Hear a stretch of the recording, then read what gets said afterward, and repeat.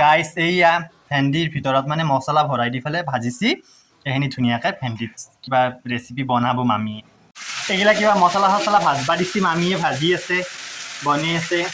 চাইছে ইয়াতে দৈ চৈ মছলা পাতি কিবা কিবি দিছি আৰু বিলাহীও দিছি দি পেলাই এতিয়া ভাজিয়ে থাকব এতিয়া তাৰপিছত এইগিলা ভেন্দিখিনি ইটা নিদিবি এয়া দিয়ে দিলা ভেন্দি এয়া হ'ল মছলা ভিন্দি অসমীয়াত মছলা ভেন্দি হিন্দীত মছলা ভিন্দি বহুত ধুনীয়া লাগব গাইছ খাই দেখিয়ে গম পায় গাইছ এইয়া ভাজি আছে ভেন্দি আৰু মছলা দেখিয়ে ভাল লাগছে খাওঁ লাগছি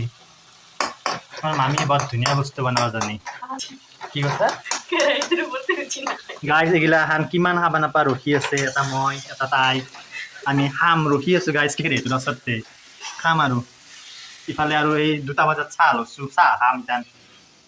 এইফালে হৈ গেল আমাৰ ভিন্দি মছলা কি ধুনীয়া দেখছি খাৱাহে কথা আজি